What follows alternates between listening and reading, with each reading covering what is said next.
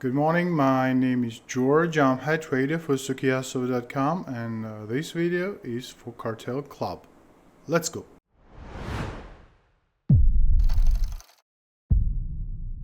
So, right now we're going to discuss about the S&P. Right now is the most discussed topic, where the S&P will go, what it will do. So let's go to that. Dive into charts. So we got trend line here. As I explained in previous videos, we got a standing trend line here. This comes all the way from COVID lows.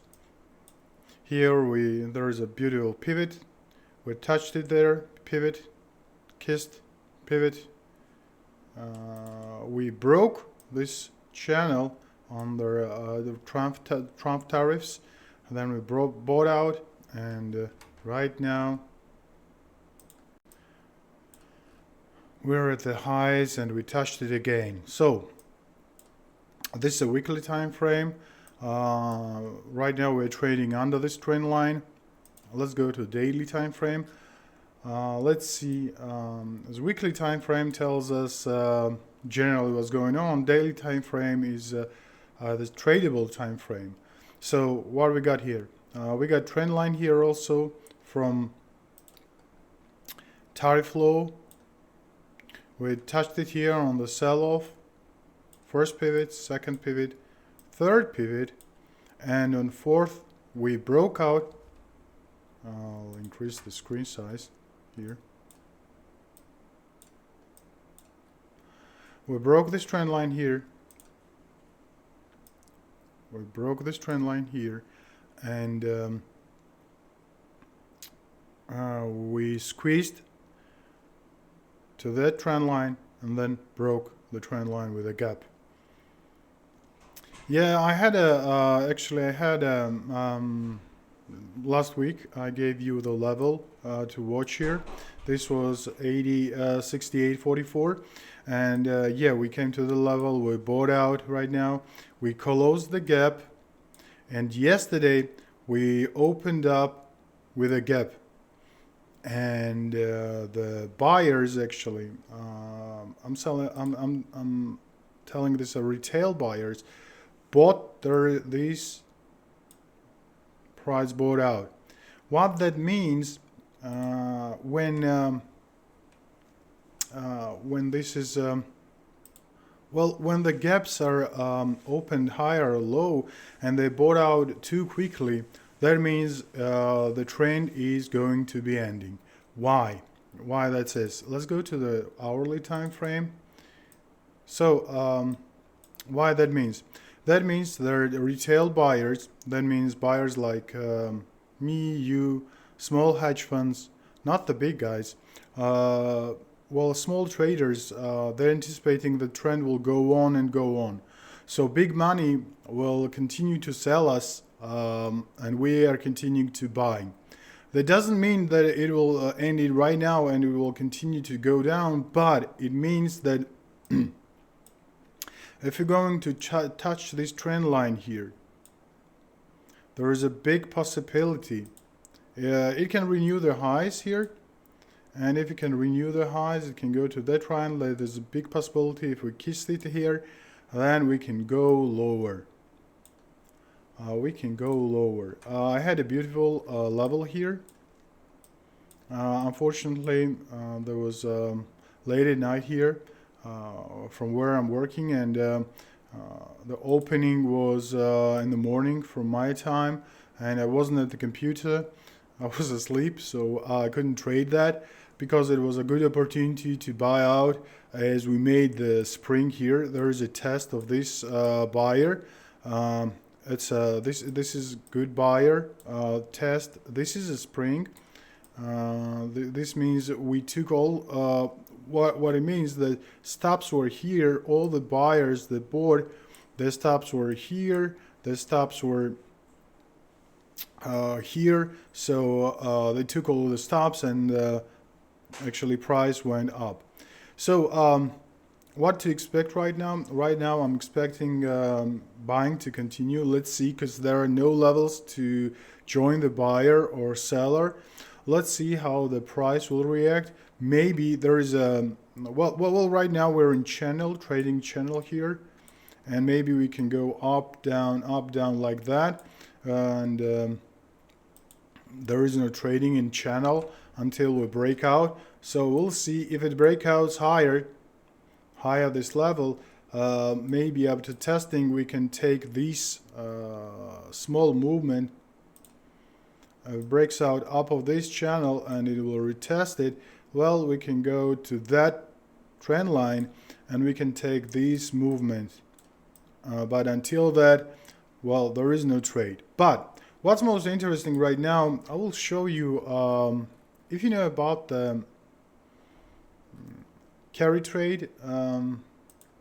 Well, most important part right now that traders are watching is Japanese yen to US dollar. Well, this is a chart of US dollar to Japan. This is a Forex actually.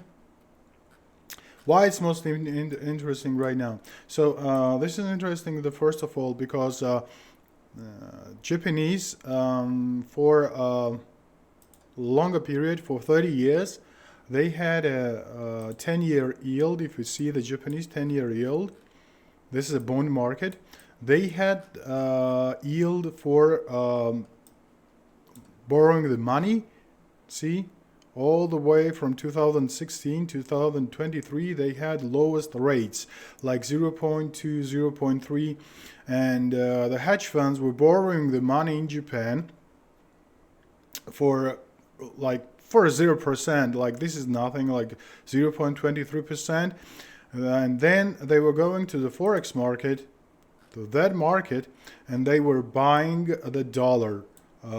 So from Japanese, with the Japanese yen, they were buying dollar, and then these dollars were investing in either the US bonds. They were buying the US bonds, or they were buying commodities like Nvidia, like Oracle, like other stuff, all the way.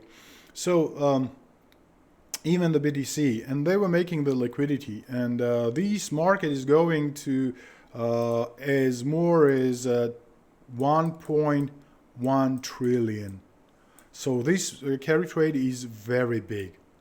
But what's the problem right now is going on in 2024? See here, this drop in price. Well, in 2024, when the price dropped on the yen, Japanese yen, on the $14, this became a problem. Why? Because the guys who borrowed the money for borrowed money, and they actually exchanged the yen to dollar for $1.40, $1.45. Well, for a sudden, they had to return the money back.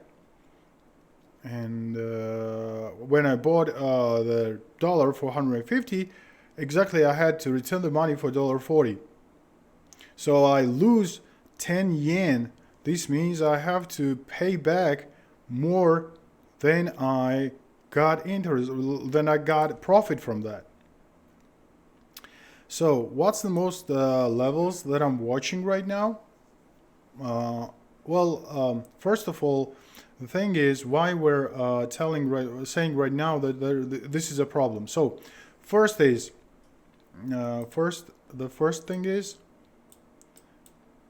yields on Japanese 10 years are going up. See here? So it's no more 0.24, it's 2.23 and going up. So this is the first factor. So money's, it's not cheap anymore. Second of all is that Japanese government is going to spend more money, and it's up. Now they promised that they will spend more money for infrastructure, for salaries, and all kinds of stuff. So this is inflationary. And third, Japanese Fed is going to intervene into the markets. What that means?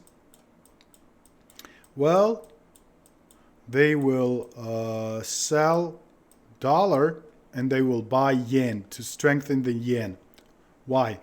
Because stronger yen, if the inflation is going up, if everything is going up, then inflation is going up. So inflation going up, yen devaluates, and this is a very big problem for Japan. But if they strengthen the yen and to the dollar, and yen will be more stronger, then inflation won't hurt so much. So right now we see the sell-off for Japanese US dollars. They're buying more Japanese yen. So we'll see, we'll look at that. First level that I'm watching right now is 151, around that. This is a beautiful mirror image here.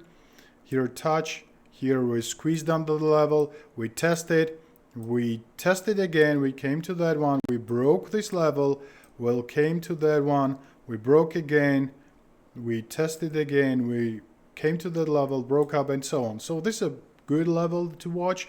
Let's see, when we come to that level, the first level actually was here, 153. We broke this level very fast. So let's watch this level, 151, 90, 94. Let's see how the price will react from this level. I think the price will have some reaction from that. It will retest here and will go lower.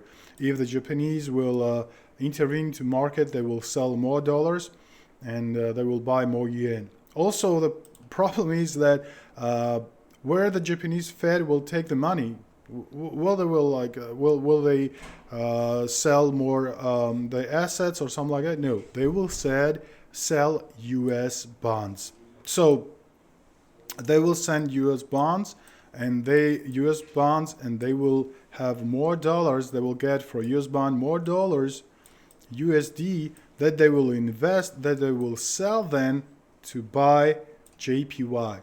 So you see here, there is a big roller coaster going on. But this isn't a problem for today or tomorrow, but this will unwind and look at that. So you will ask me, is there any trade right now? Yeah. I'm not going to silver or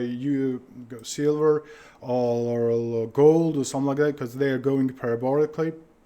Like, this is unsustainable right now, I think. But, it's broke up to the channel. Right now there are no levels, nothing. So we'll see the oil. The best thing is right now is oil. So oil, yeah. Why oil, and where we can join the oil right now? So the oil, things going to the Middle East right now. The oil is the hottest commodity. In the long run, I don't see oil going much more higher, like maybe $80, but much more higher is not sustainable if the recession hits in and yen carry trade will unwind. But what is oil? What I'm thinking, oil is the good trade right now. See here, there was a sellers on the we came to the selling zone. So there was a seller right now here. Look at that, to that seller. So this beautiful bar, selling bar, and right now we sold off, but we bought out also. So the problem is the sellers are getting weaker and weaker and weaker, and we will squeeze. There is a beautiful level, $63. If we squeeze under this level, and we'll make a wedge pattern,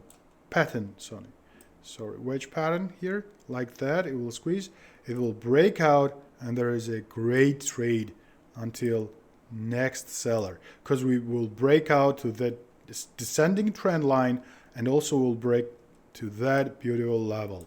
So there is a too big possibility we will go higher. Let's look at the hourly chart. What's going on here? Well, on hourly chart right now we're in channel, we're in trading channel, and nothing here to trade. But see here, it will squeeze under this $63. There is a big possibility to trade. So look at that level too, $63, squeezing under that, under that. We'll break to this channel, like a descending channel. We'll test this channel and we'll go like that. We'll wedging pattern. So wedge under that level and we'll break out. So guys, thank you for watching me, and see you next time. Bye.